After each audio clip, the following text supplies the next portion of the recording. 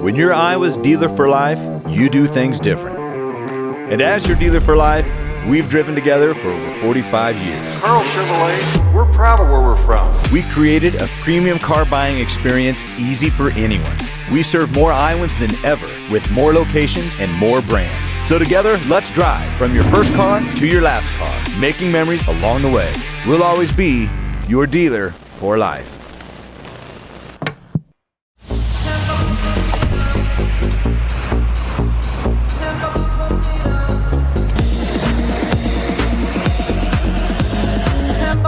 Cyclone fans know it's worth the hype. Unleaded 88 is cheaper, cleaner, and greener than regular unleaded. Plus, it's renewable and grown by farmers, making Unleaded 88 the clear choice at the pump and totally worth the hype. Pump it up with Unleaded 88. This is a matchup for the ages. Body cuts a path straight to the paint, and she serves up a slam dunk. Oh, Body may have the win, but Frank really got the W on that play. That's got to hurt. Chris Williams, Brent Blum, from the Wild Rose Casino Studio. It's Williams and Blum, presented by Mechdyne, on the Cyclone Fanatic Podcast Network.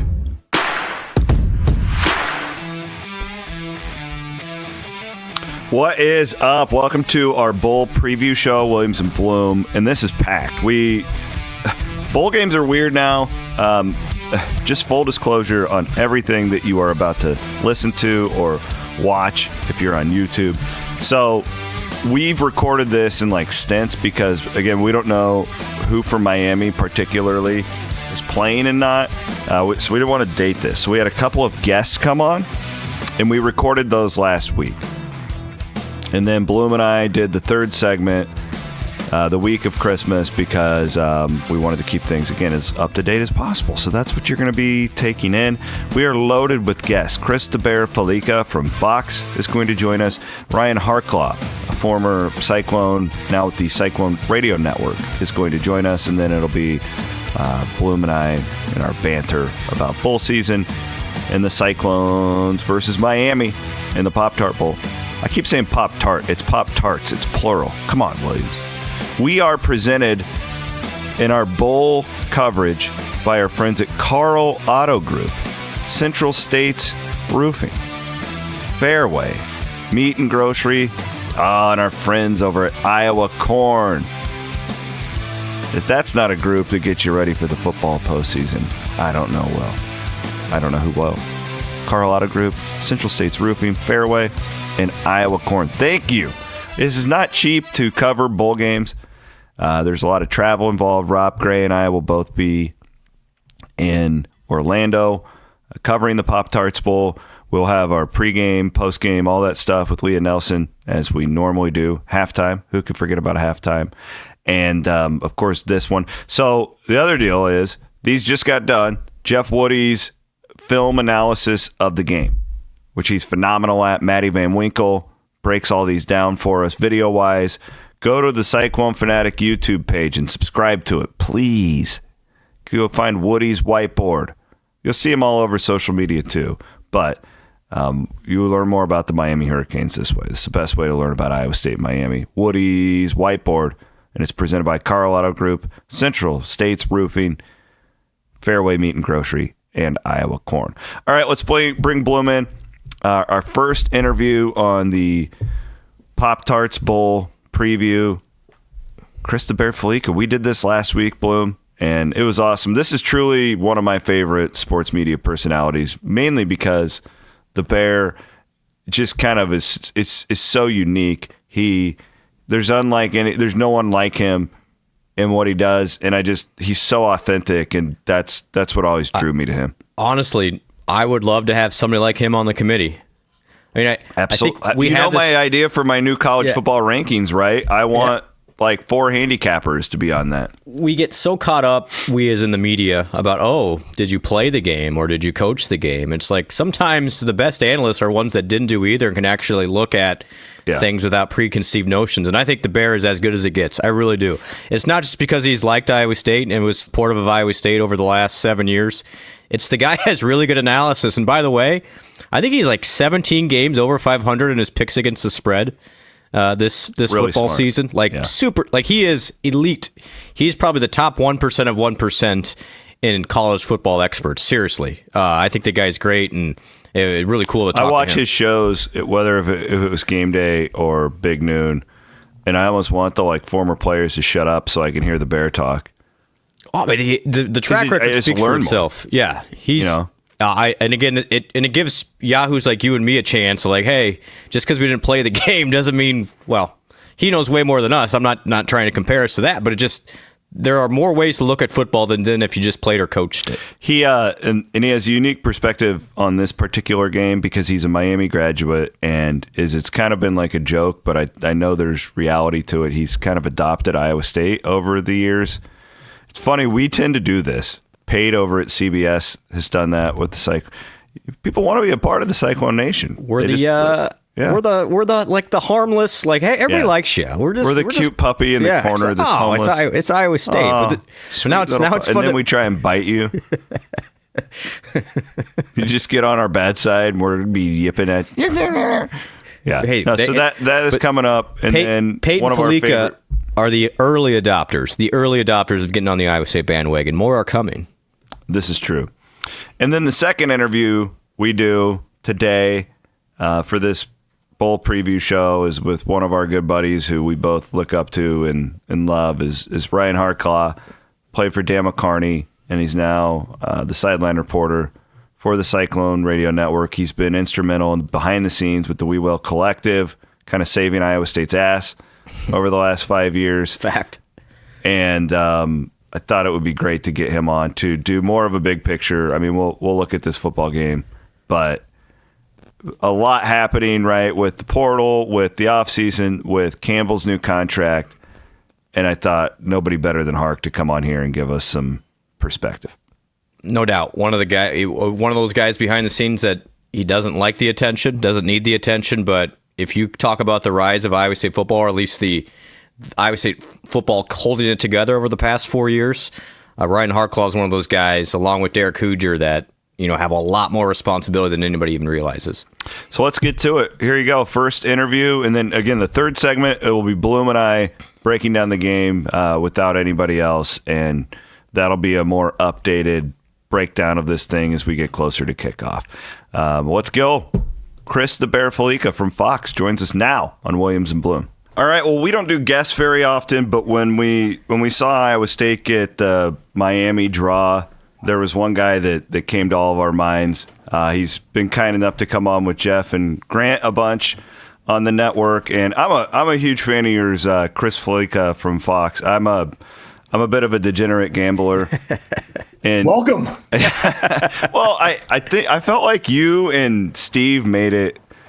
It used to be these slick guys coming on TV and trying to sell you their picks, and then I don't know, you guys made it just fun, and we could actually listen to it. It wasn't boring, and you guys inspired me in that way. So thank you for that. How are you? Oh, Thanks for coming on the show. You're welcome. Yeah, and I think that was part of the appeal that people realized and saw, that we were just a couple of normal guys like everybody else, just talking sports. We just happened to have a platform. So yeah, those were some fun times, and trying to do the same with Jeff over on Fox now. But happy to be here and excited for this weekend too. At the playoff, it should be an interesting weekend for sure. Yeah, no, I'm fired up. One other thing I wanted to give you flowers for. I saw you quoted somewhere in Bloom. You've heard me for 20 years saying this. I saw you. I think it was like a VSiN article or something about the playoff committee having an odds maker on it. Did you say that somewhere? Yeah, I said it's so true. Maybe not even just on the committee, but just someone in the room to just kind of be like, you sure you want to do that? You might want to reassess your order there. Just you really think SMU is better than Ole Miss or Indiana is better than Alabama or whatever, like just to kind of keep them in check. Because that was my biggest issue with just rank them 1 through 12, and just give the top 4 teams buys, because like the fact that Boise has a bye is just like, seriously, like they're going to be an underdog to whom, regardless who wins the next game, SMU or Penn State. Yeah, it's crazy. Well, so I don't know if Iowa State fans know. Well, they know you because you are like the adopted, you're our guy, grandfather of Iowa State athletics. You're our guy, but you're a Miami grad. I am. So got to be conflicted there. The Bear that you got your 2 teams playing. I guess for Iowa State fans who haven't seen Miami a whole lot, number 1 is Cam Ward actually going to play, and number 2, give us the Michael Scott explain to us Miami football like we're 5 version. Yeah. I keep hearing he's gonna play and he wants to play. I'll believe it when I see it. Like, I can't understand why he would. I can't understand why Xavier Restrepo would. But at the same time, I do think there is a little feeling of unfulfillment, being that they came up short and blew that 21-point lead in Syracuse, and Cam got to New York, finished 4th in the Heisman, and just like where they were at one point in the year, being 9-0, and then just losing 2 of the last 3 and not getting into the playoff. I think there is a little bit of an empty feeling. I know there is for me, but no, I think that just the one of the treetops for the season. I mean, this was an all-in type of year for Miami. You went in for the portal and you brought in Cam Ward, you brought in Tyler Barron, you brought in some other guys on the defensive line, you brought in Sam Brown, who didn't do anything at wide receiver. So like they went all in on the year at quarterback because they knew they needed one, and it got off to an unbelievable start.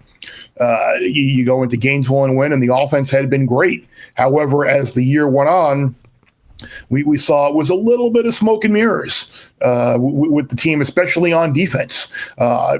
Every single game they played, with the exception of the Florida State game, which was a 2-10 team, they were either trailing on the fourth quarter or up by less than a score. So like the defense was a major problem. I don't know why teams even tried running the ball against Miami, because you could just throw on them every single down. And I'm quite sure Rocco Beck and Matt Campbell and those Iowa State receivers are watching this defense and being like, really? Mystery here. It's pretty appetizing. I promise you, Iowa State will still try and run the ball, and I'm going to pound my head against it. I'm an air raid guy. Just throw it all day. That's what I was going to ask you, was because you have a good familiarity of both of these teams. I mean, where's a good matchup for Iowa State? That's it? Oh, that is absolutely the matchup that you're going to want to exploit, and I think that's one of the fun thing I want to say about these bowl games that don't matter and these bowl games that don't count. But like for a game like this, it's an opportunity to just go out and pitch the ball around and have fun and just experiment and do some things that maybe you wanted to do throughout the year, but when you were looking to make the playoff and win a conference title, you didn't want to take a chance in case it didn't work. But with an opportunity like this, I mean, it's a really, I mean, to say same thing with Miami. I think it's an opportunity to get Emory Williams, who might be their quarterback. I know they're still in the mix, looking in the portal for someone else to replace Cam. But I mean, that's why I said I don't know why Cam would play. I love him for wanting to play because I think I hate guys sitting out. I think the opportunity to play is great, but it kind of is a chance to get some guys playing time for the next season, as well as just kind of break some tendencies and just basically treat it like a kind of like a pickup game.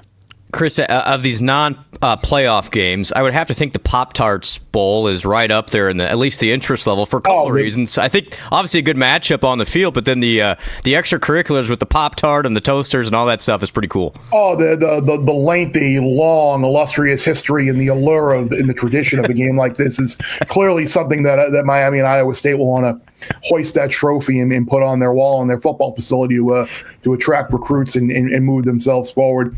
But it's funny because I mean that's kind of where we are with a lot of these bowl games now, with everyone really focusing on the playoff. Like you need to kind of create this good little PR niche, and whether it's the Pop-Tarts or the Mayo Bowl, those two games certainly grasped that and understood like, okay, let's just do a little PR blitz and just you kind of like the thing. And no publicity is bad publicity. It's the same thing here.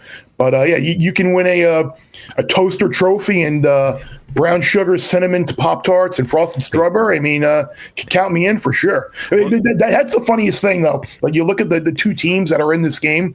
Can you imagine like either Matt Campbell or Mario Cristobal just like going all in on like the pop and circumstances of like a Pop-Tart? I mean, you probably couldn't pick like two worst head coaches. That's a great point. I remember we were in Memphis one year, and they did some. It was the pregame press conference, and one of the like Memphis, board of director guys or whatever asked both coaches if how they like their ribs, dry or with sauce. And I thought Matt Campbell was going to kill the guy. Like I honestly thought Matt was going to he just looked at him and he goes, dry. And that was it. Like he wouldn't talk about it. This is so not Matt.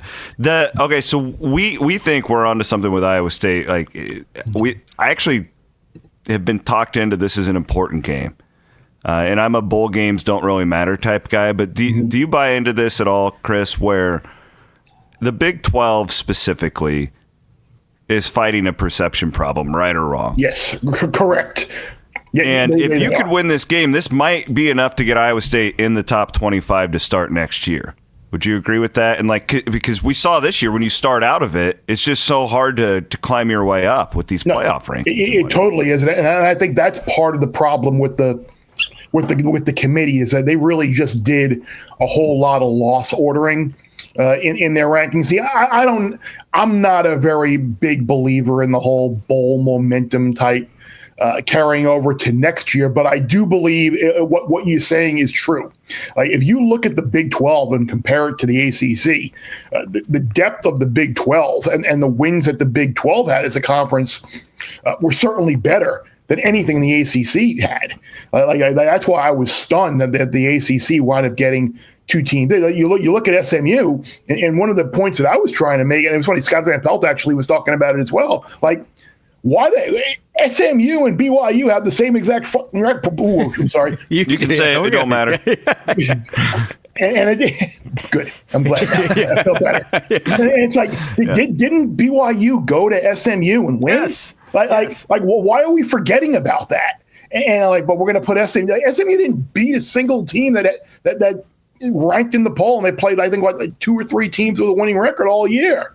So it's like, really, like we're going to just forget about that BYU game early in the year in a non-conference game, but same thing with Arizona State. Like people, like one of the most popular bets that I heard, like everybody say, was like, "Oh, Arizona State under in the Big 12," and then when you they're fighting that perception all year long. Like people thought this team was going to stink. They can't really be good. And then, oh, by the way, Cam Scatterbo has a Heisman type, Doak Walker type season, and Dillingham has an unbelievable rapport with everybody, chip on the shoulder, talking about spreads, like a great year. Their fan base is energized, and still they're probably not getting the love and the respect that should have gotten. He should have won every Coach of the Year award out there. I know Indiana and Cignetti had a great year, but people thought this Arizona State team was going to win like 4 games.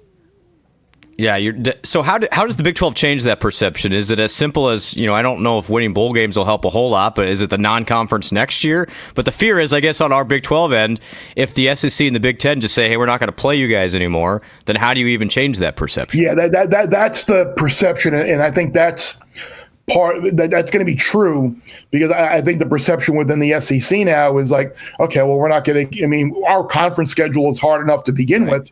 Why are we going to play anybody worth a damn in the non-conference and risk another loss that if we go 9-3 overall and we lose 3 conference games, we're not going to get in. But I think just these opportunities that you have in bowl games when you're taking on another Power 4 league, I think those ultimately will matter. And people aren't going to remember in October next year, Cam Ward didn't play in the game, or Xavier Restrepo didn't play, and they're just going to remember, Iowa State beat Miami in the bowl game. That's got to count for something when these teams do get opportunities to cross over against the other leagues that they have held their own. Oh, by the way, Colorado, they had the guy that won the Heisman Trophy, and probably the guy is going to be the number one pick in the draft. Yeah, their program actually isn't bad. Hey, Iowa State won 10 games. Yeah, that's a pretty good team.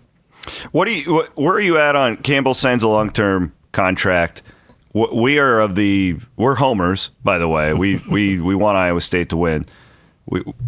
We also think with Campbell and the stability of his coaching staff in this particular Big 12.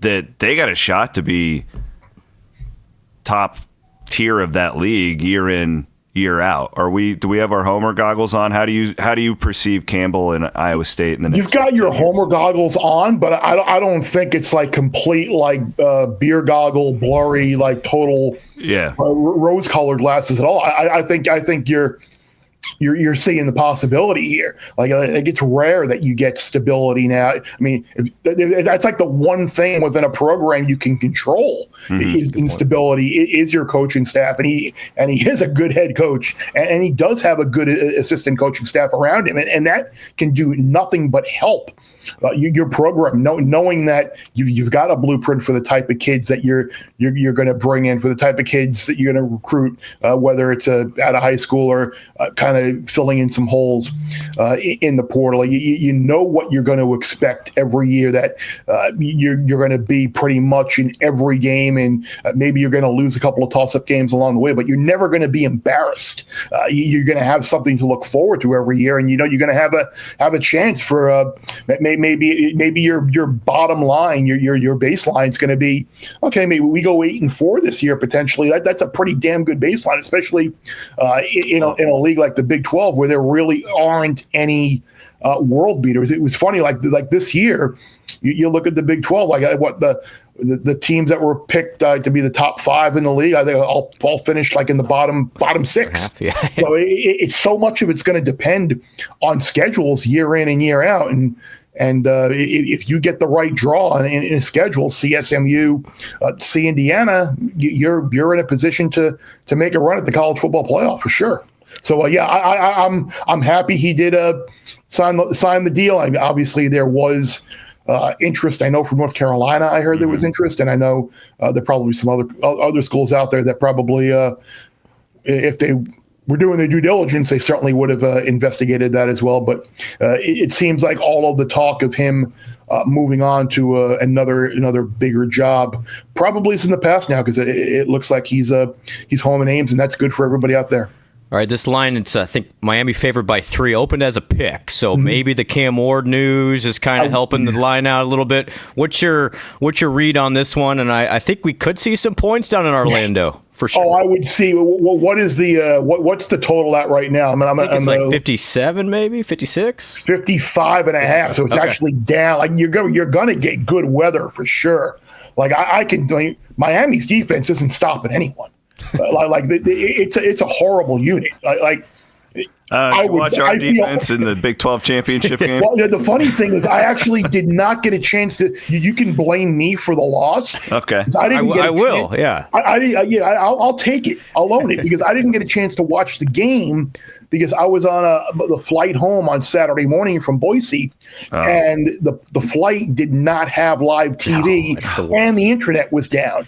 So it was like, I'm just going to go to sleep. And I woke up and I'm like, what the hell is going on? I literally was able to get off the plane. I'm like, oh my God, what the hell happened? I don't even want to know what happened. Because I actually got scatterbooed, man. We got scatterbooed. Yeah, he's a dude, man. It's funny. You talk to Mark Ingram loves. He's going to be in the league for a long time. It's not just he's a white running. No, he's legit. So total. I mean, of all the guys you watch, total difference maker. Yeah. Compare Iowa State. If you just go every running back, we saw Caleb Johnson who's really good at Iowa. Yep. Nothing close to this guy. No, I'm glad you said that because I got yelled at by both Iowa fans and North Carolina fans. Like when I was saying, like, how the hell is like Cam Scadaboo and Dylan Sampson not Doak Walker finalists? And like they just like put like the three. I mean, you knew Genty was going to win, and he should. Yeah, absolutely. But it's like. I'm like, you watch Scadaboo. It's not just like a funny name, like out at Arizona State doing against bad defense. He's like, and then Dylan Sampson, who's playing hurt all year in the SEC, getting the crap beat out of him every game. I'm like, I don't know, but you go, Caleb Johnson, he's averaging 7.3 yards per carry, and I'm like, yeah, well, whatever. I'm like, yeah, he's good. I'm like, he's good. You got to make a decision, but like again. Same thing with the awards voting, and same thing with like the college football playoff rankings. Like Hampton, Johnson, and Genty are 1, 2, 3 in the country in rushing. They're our guys. So Scadaboo's legit, but somehow we got off track here, and I circled it to here. But yeah, I would expect a higher scoring game. Like both teams in the 30s would not surprise me at all. And I'd take Iowa State plus the points. I mean, Miami is a team right now where they're getting kind of Isaiah Horton, who is one of their better downfield targets, is not going to play. If Restrepo doesn't play, that's another guy who's out. Defensively, like I said, they've been terrible. I would take Iowa State plus the points. I mean, Miami has won, I think, one bowl game. I think in like the last 14 years it is. So this is not a time of year where they traditionally have bowed up and shown up in a lot of these games, and maybe they will if Cam plays, but I would certainly take over 55.5, and I would lean towards taking the points with Iowa State. You always see a lot of these big moves in bowl games not always pan out line wise. I know the Cal UNLV game ultimately did, and then the Memphis West Virginia game I think fell right in the middle. So if you didn't get on that early, but yeah, I think a lot of times it's a little bit too much of an overreaction to a move in a bowl game, and I think people might be seeing what happened to the Clones in the Big 12 championship game. So I would play over for sure, and then I would take Iowa State plus the points. Chris, we appreciate it. Thanks so much. We're big fans, and really hope you have an awesome holiday. Same to you guys. Appreciate the chat, and I love having another team to root for, and it's pretty. We love having you. It's pretty funny that my two teams now. I was going to say my two teams. I'm not allowed to have teams. I'm in the media. I'm objective and unbiased. Yeah, it's kind of cool that Iowa State and Miami are both playing. We got to get Big Noon Sunday up in Ames in this. Let's work on that. I'd love to. The home Saturday. Schedule, the home schedule for you guys just didn't work out this year. I know. Next year. Let's go. Hope so. Fingers crossed. All right. Thanks, buddy. Chris. Take care. All right, Bloom. Well, that was fun. We go from one genius to another. What are we doing here today? Yeah, I don't know. Well, the IQ drops the second we talk. We're bringing in our main man, Ryan Harklau. You can hear him on the Cyclone Radio Network. And he, old Dan McCarney guy, been with Iowa State through thick and thin. Winner of the 2000 Insight.com Bowl, right, Hark?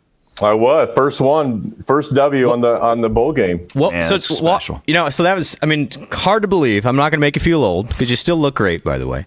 Look better than we do. That's nearly 25 years ago, Hark.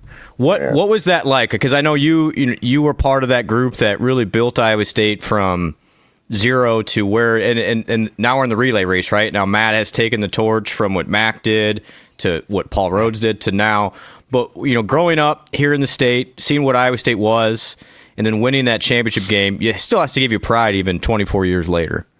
Oh, it does. Like starting to do this media thing, like the first time, like, hey, when you talk about Iowa State, you say Iowa State, you don't say us. I'm like, man, no, I'm in the media, but I'm an Iowa State guy. Like, I want everyone to know I'm a fan first, and I want to, report on what's going on. But here's the thing, like, that program, and I grew up an Iowa State fan for forever. And, and it was a frustrating experience growing up as an Iowa State fan. And, to go from where we were at one time as a program to winning actually a bowl game was unbelievable. And what I would even say is we were probably a year later than it should have happened. I would tell you my junior year is probably as talented, if not even more talented football team. it was like that was the moment we learned how to win football games. It was that year when we lost them, and it was one of the most frustrating years of my time at Iowa State. Hark, I still have nightmares of that K-State game in '99, by the way. And Texas that same year. My gosh, you guys had like 4 of them that you should have won. We should have. I mean, the Texas game, they come to Ames, and I blocked the field goal, but it still flipped up and went through the uprights, and they win the game. Major Applewhite, right there. Oh, it was brutal. But what McCarney did at Iowa State is a minor miracle because it wasn't just bad teams or like a slump. There wasn't facilities. We practiced on a concrete floor. I can't remember the name of that building where the lead rec. No, it was out by where the old football stadium was. State gym. Gym. Yeah. Yep. So you're out there basically. It's a concrete floor. That was our weight room. I remember when we were in college, you'll laugh knowing what it's like now, where they have like the SWAT team is making sure nobody can see. We would watch like Meyer and Blythe practice. Mm-hmm. We would be which is crazy around for a football game. Yeah. And like, I mean, just imagine now like the paranoia that would be going on. Like, well, because we didn't have like cameras and stuff back then. But you're saying that the football team was in state gym working out. Yeah. Working out, man. It was on a concrete there was nothing. It was literally nothing. And then there's a cinder track out back. And so we go run. You go on the old football field and run around the cinder track to warm up. And it's like a penitentiary. It didn't feel like I arrived. It actually felt like I went from high school to junior high when I first got to Iowa State. Well, it's funny, Hark. I don't know if you did, no big deal, but I had Joe, the turf guy, on and did a podcast with him. And we were talking about just the technology. It was one of my favorite pods I've ever done because I learned so much about just that whole deal. But it got me to thinking about when you all would play on that like AstroTurf.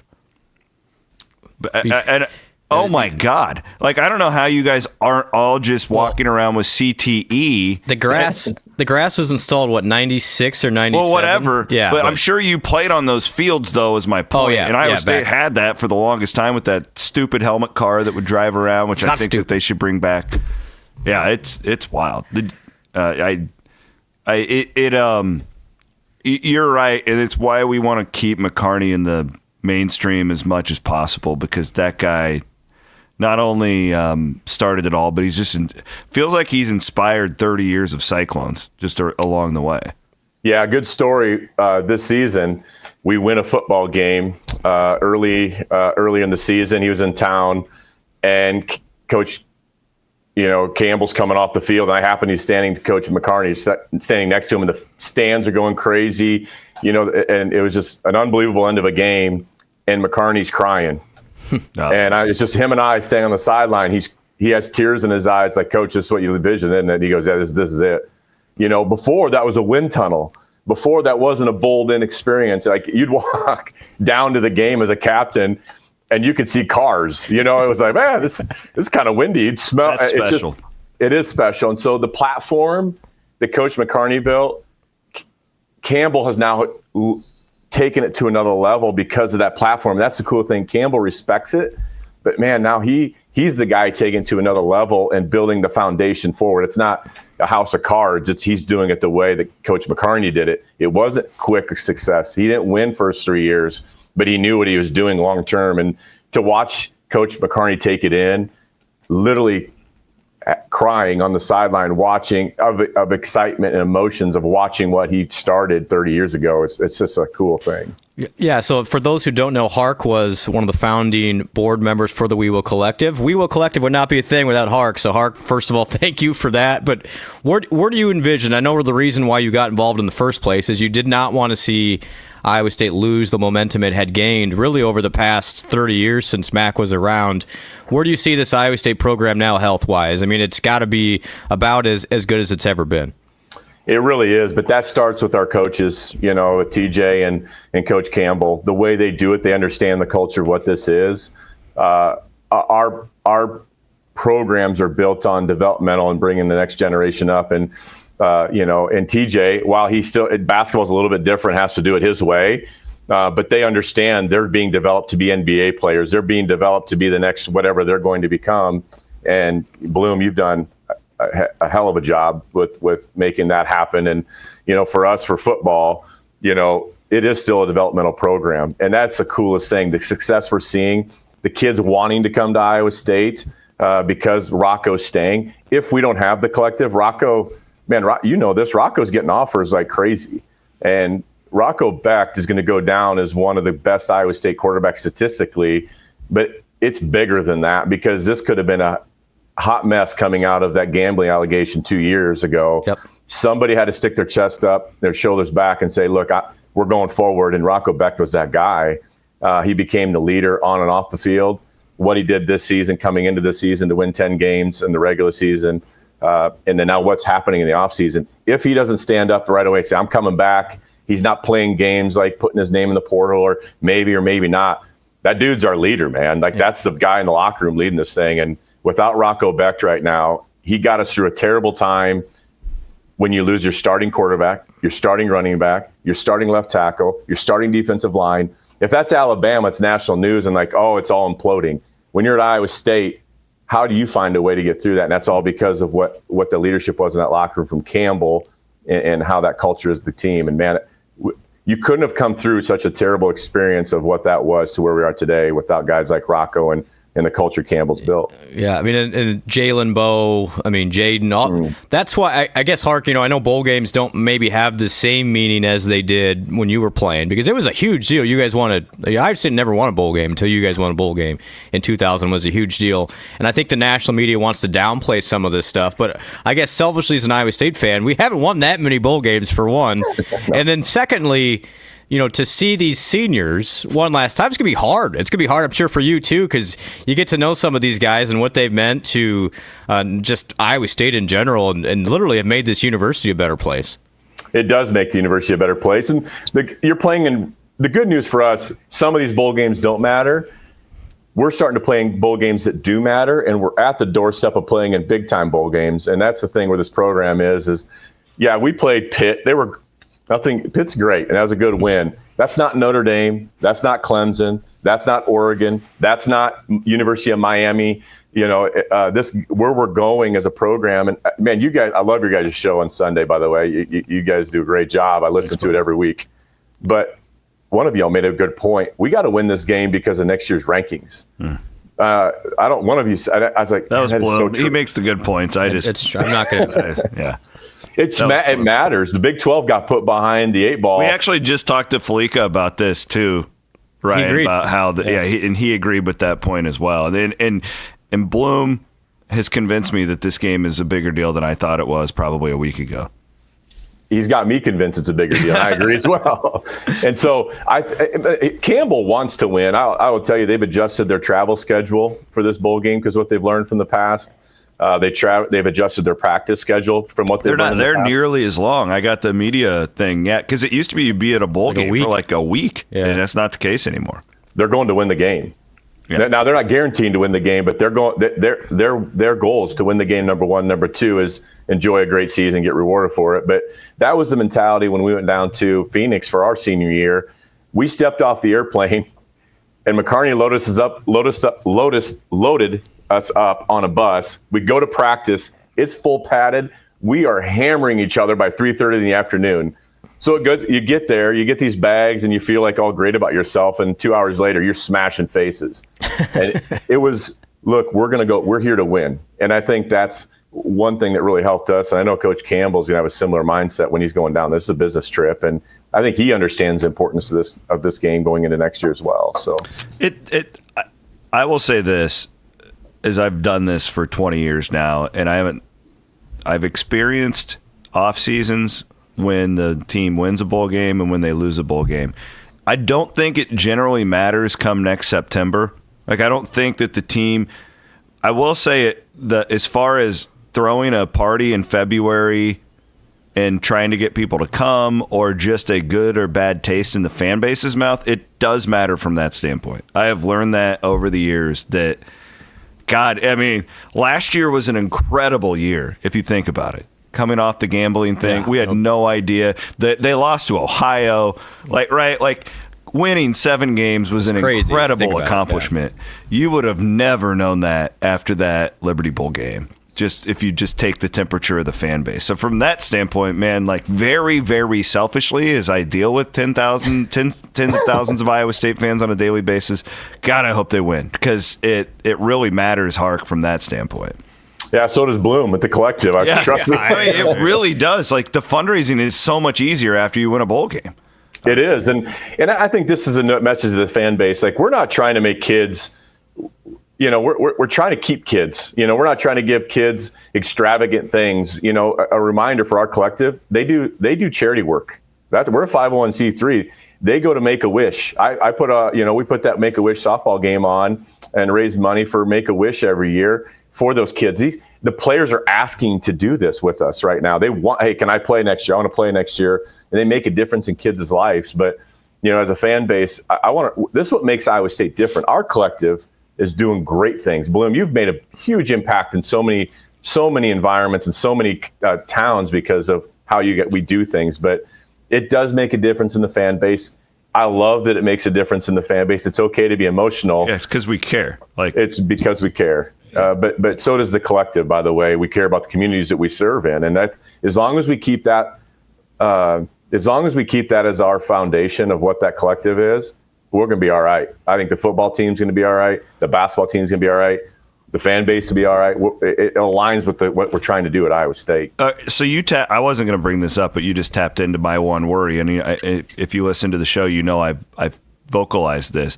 My one concern is whatever happens in April or whenever the power shifts to the schools, you guys have so many dates flying around right now. It's like, oh, July 1. Oh, the portal opens here. Okay. Can we keep the local community support thing going, Ryan, if it is more of a transactional pay for play? Because will we, and how do we do that? Because to me, I saw it firsthand with my kids, like taking them to camps and giving my daughter Emily Ryan's her hero now, right? Because she got to go to a basketball camp and rub elbows with her. Can we do that in this next iteration of whatever NIL is, or will it be too bureaucratic? Jamie Pollard doesn't miss much, and I trust him wholeheartedly to lead us again to the next generation. What we're going to try to do. A very good sign of that is what the two guys just got extended in contracts, TJ and Matt.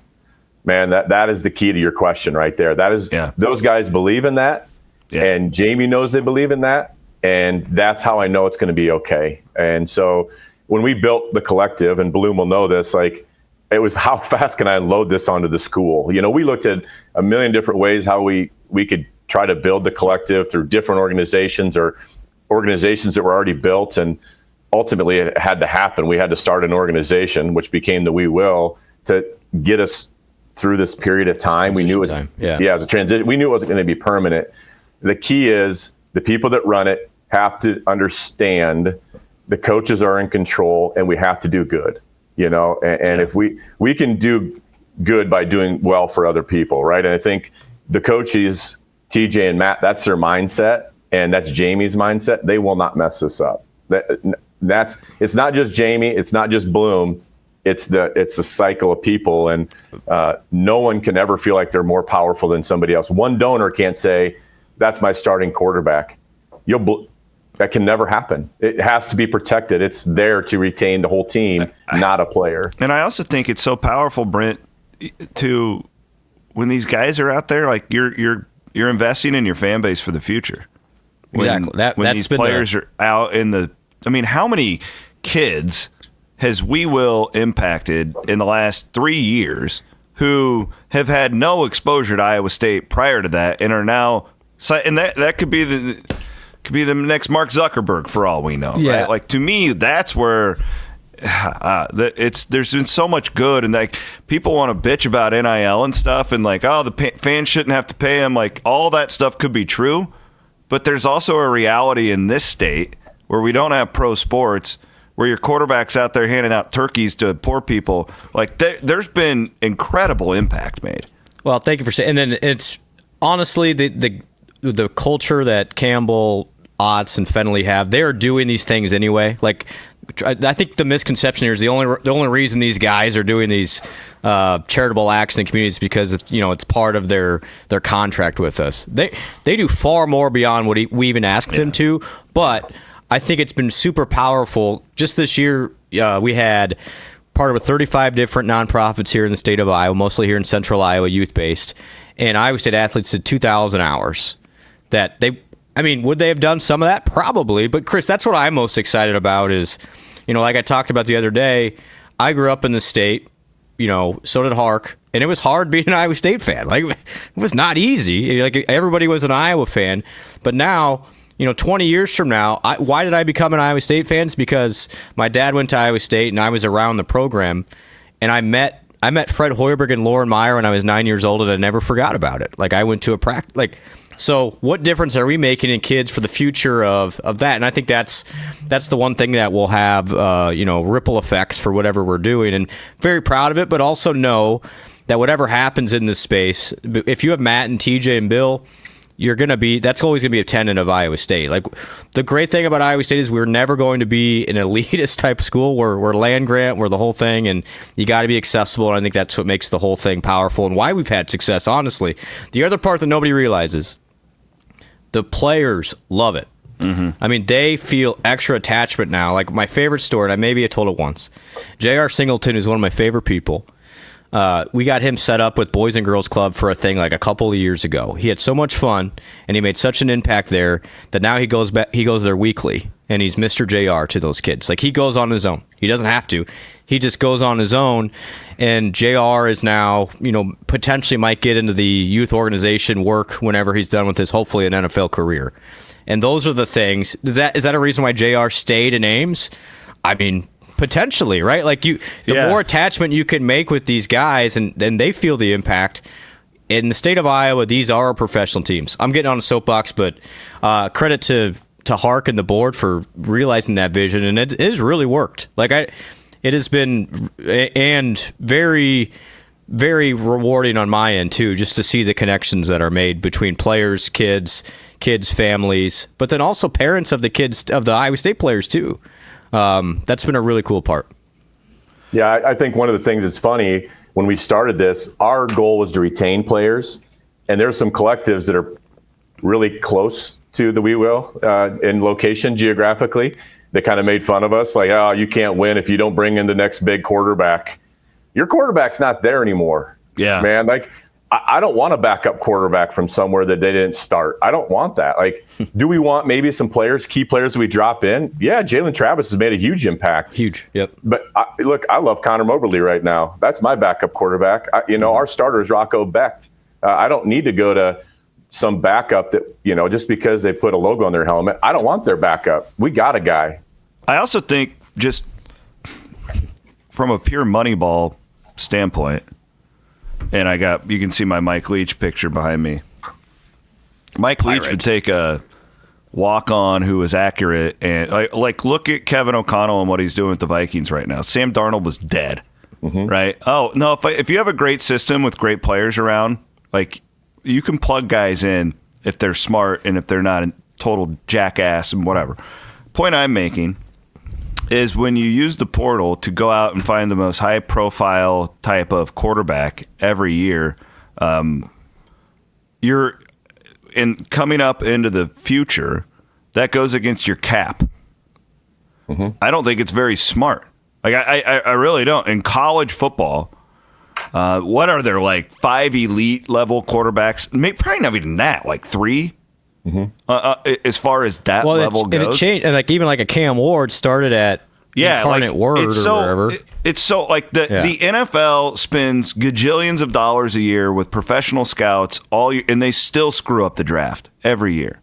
So, like, to me, what you're saying, Hark, specifically at the quarterback position, one, it's more economical, it's more sustainable for a program like Iowa State specifically, and like my quarterback, you talked about how Rocco's been the glue to this team.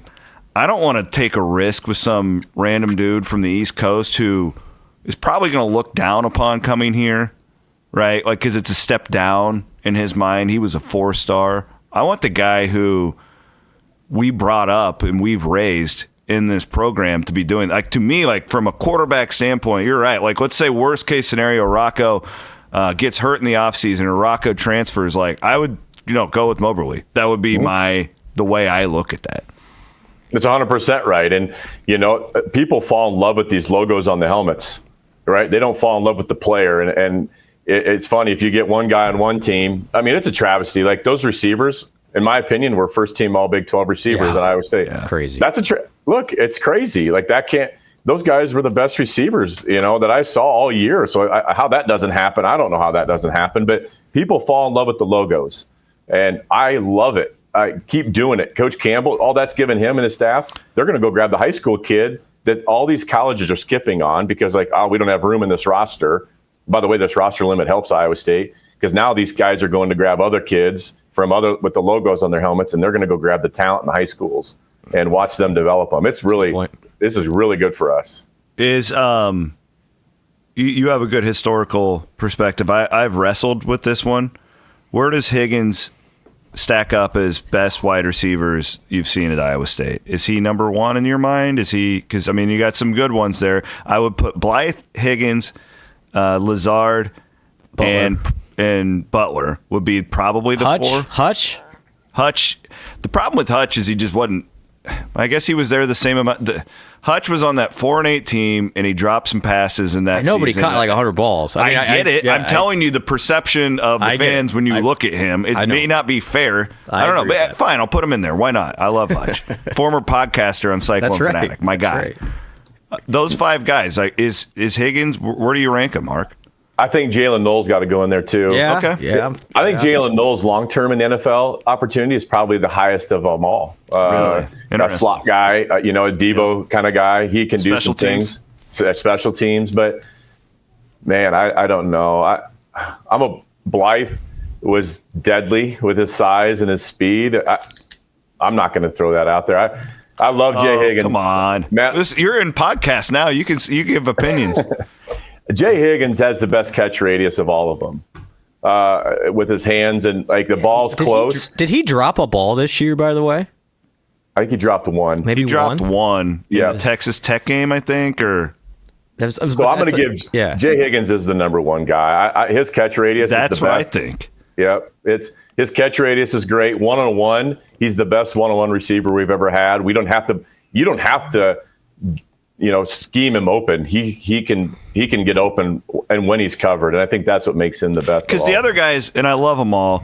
Lazard didn't have the breakaway speed. Butler dropped a lot of passes. Blythe, I think I would probably go Higgins Blythe if I had to, but I don't know. It's a fun. I just threw that on Hark. He's so uncomfortable right now. It's like oh my God, look at him. It's like who is better, Troy Davis or Breece Hall? No, it's all right. At least we can have these conversations. Yeah, because we got all these. Do you think Xavier Hutchinson cares? He's making millions of dollars in the NFL right now. He's our guy. So Hark, we'll wrap it up with it. I know you're a busy guy. Well, what do you think for the game? I mean, obviously, like we talked about, important for Iowa State. I mean, clearly potentially the mindset's a little bit different than a year ago. I think there's some ramifications here. Maybe it's because it's a Power 4 team with the brand on its helmet. I think Iowa State's going to give this all it has, and I assume most of the guys are going to play. I assume they talked about it as soon as they got in the locker room after that Big 12 game, and they wanted to play. Now, agents get in the mix now, and that's what makes it problematic. And someone's going to say, "Don't play, don't play." It's going to, man. When does playing football hurt your opportunity to be better? I am not a fan for sitting out. I don't care if you're the third pick in the draft. What is it going to hurt you? I think the combine is worse for you than playing one more football game than a bowl game. So you're not going to you're out of getting hurt. I mean, there's a chance of getting hurt. You play football. But man, I don't, if you want to put yourself on a stage and prove why you should be drafted ahead of somebody else, go show out. Yeah. Sage Rosenfels got drafted high because of one football game. You understand? That Inside.com Bowl moved him up 2 rounds in the NFL draft, and he deserved it, had an amazing career. If he sits out because someone says don't play football, but you want to go run a 40 and tell me you're good at football, come on. That's the bowl games, these kids, go play football. And that'll help your draft status as much as anything. Yeah, I love that. That's a great point. I've never understood the fifth rounder that's like, I'm not going to play. Like, maybe like the top 5 guy, like I could kind of understand. Like you could paint a picture to me where it's like, okay, like just because of the injury thing. But you're right. If Higgins goes like 10 for 175, he's going to get. Everybody's going to be watching that game. That'll be one of the highest rated non-playoff games, right, Bloom? Yeah, maybe 100%. maybe the highest. It might rated. be because of again, it's a little bit gimmicky, but I'll get gimmicks get eyeballs. Eyeballs and are good. so does Miami. Yeah. Like you have a brand. Yep. And then like you have 2 teams that were. I mean, Michigan, Alabama. Yeah. That'll be right there. But like this will be top 3. Yeah, BYU Colorado people will watch. That'll be huge. Good point. Yeah. You know what's sad though? I've barely even looked at the bowl games. Like I really haven't. Like I'm so locked in on the Iowa State, the portal, and the playoff that I've barely even gone through these other ones because they've completely ruined it by all these opt-outs that we're talking about. But it does feel like we're on the upward. I think I think we bottomed out a couple years ago on the opt-outs, and then whatever this new NIL thing will be next year, it sounds like they're going to have to play. It's very possible, depending on what the contracts look like. Yep. Yeah.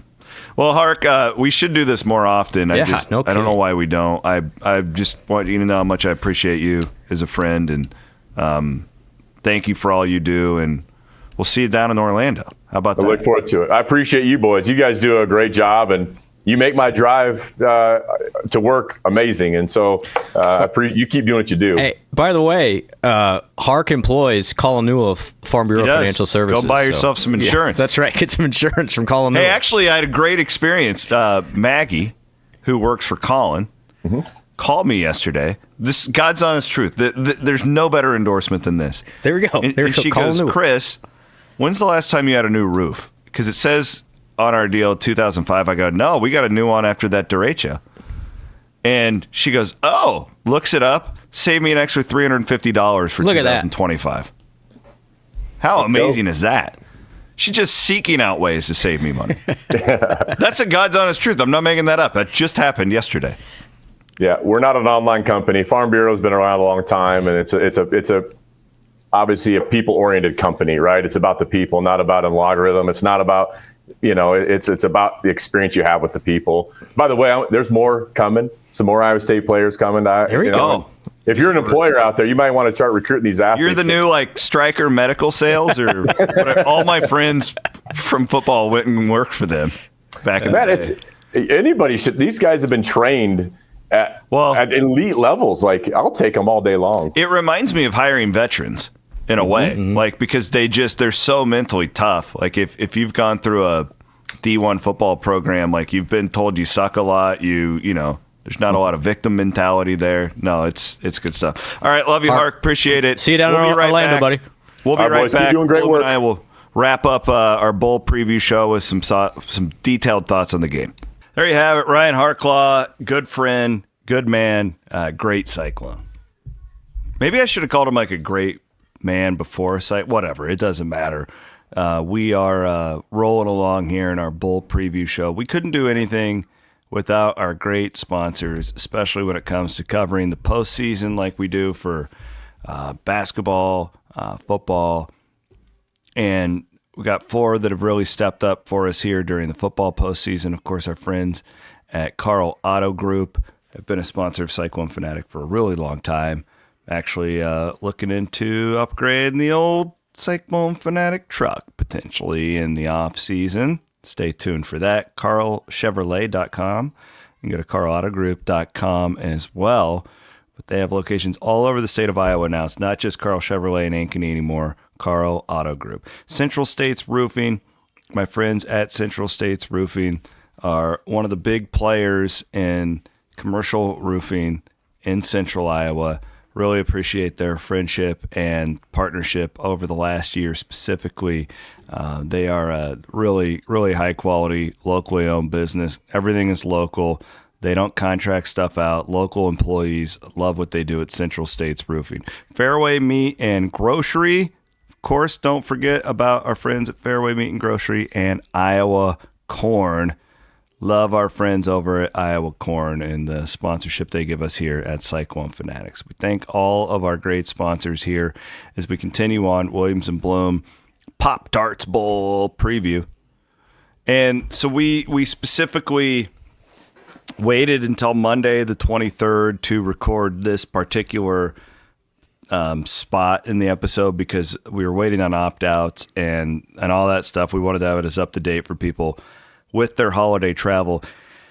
Unfortunately or unfortunately, depending on how you look at it, we don't have a lot of updated information. The only thing that we have that we can address now, and we did on Williams and Blum Sunday, was the Tyler Onyedum is in the transfer portal, so Iowa State will at the very least be down one starting defensive lineman against this Miami team. We do not think on the 23rd that there will be any considerable opt-outs for Iowa State in this bowl game. We also have to say we don't know. Like, this could all change. The same with Miami and like their star quarterback Cam Ward, who was in New York for the Heisman Trophy ceremony. We don't know. They say they're playing. We've done this long enough. It doesn't matter what they say. What matters is who's suiting up on Saturday in Orlando. So that we've waited as long as we could, Bloom. I don't have much of a better look at this game than we do right now. Well, what I do know is, Higgins, Noel Porter, Orange, they've all practiced. Yeah. I know that. Mm-hmm.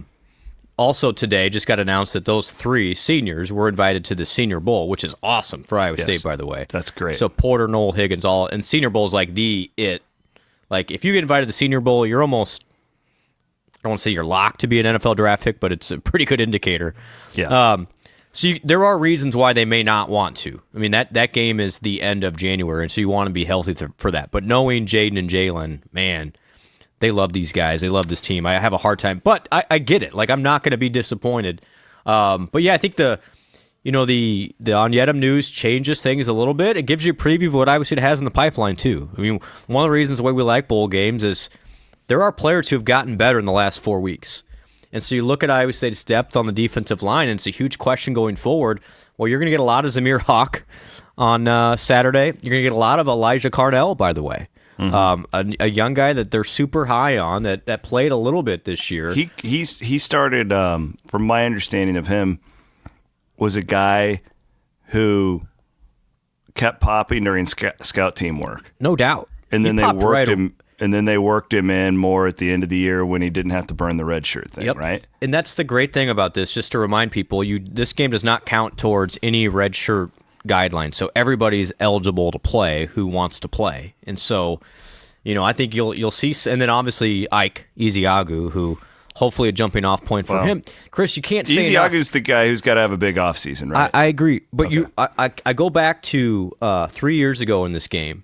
You remember who we saw for the first time? You're like, okay, that guy can play. Well, a couple folks. Tyler Mill on the offensive line held his own against a good Clemson defensive line. Mm-hmm. And then Bo Friedler played his first extended. Bo Friedler was the one that I was going to say. And Miles Purchase played in that game.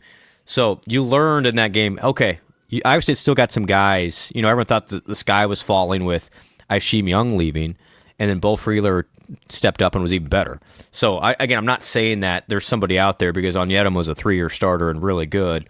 But let's now see. I mean, this is, if you want to put some stuff on tape and get some confidence for the next year, what a time to do it against a team in the top 15 of Miami, a brand name in front of 5 million people on TV.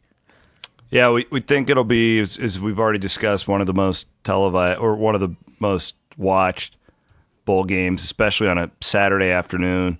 In the spot that it is.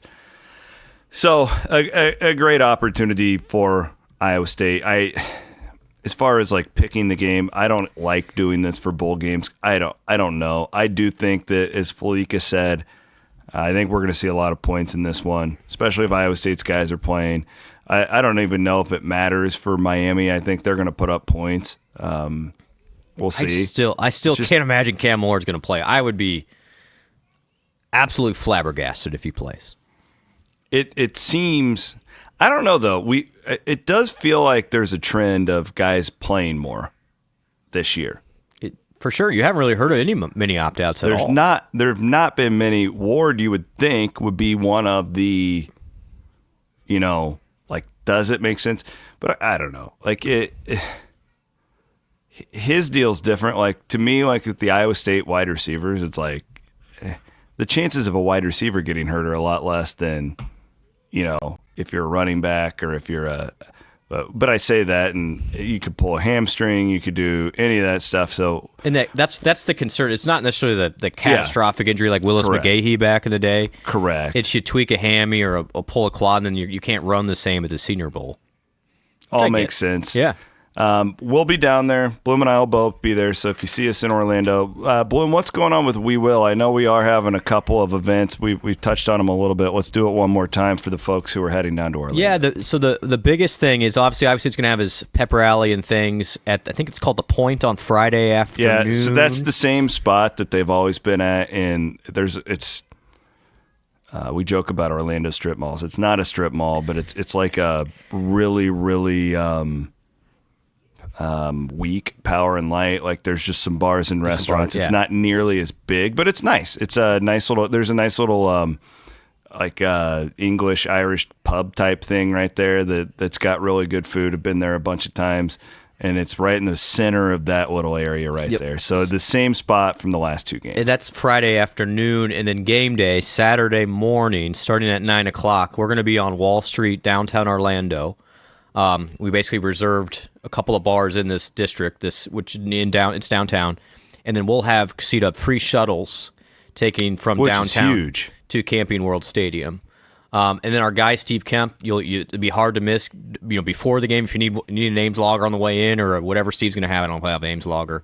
Knowing Steve, they may have some Ames logger, but he'll have a great setup. And we'll be follow us on social media, Twitter, me specifically, and I'll put out all those details. But there'll be somewhere to go Saturday morning for sure. Wall Street, Orlando, and we'll have food, beverages, the whole thing, and hopefully a couple hundred Cyclone fans there. I would guess it'll be a fun crowd. This is not going to be as good of a bowl crowd for Iowa State, and I understand why. A lot of people are going to Ireland. Yeah. Most people who are going to this game have already been to Dallas. A lot of people Kansas City. Spent money on Kansas City. Yep. A lot of people do the Big 12 tournament every year. Yep. And then, NCAA tournament, Iowa State could make a Final Four run. That could get expensive. So, there's only so much money. I think that this will be a pretty, for Iowa State standards, poor bowl turnout. But I don't blame people. I don't think it's an indictment of the fan base. People only have so much money.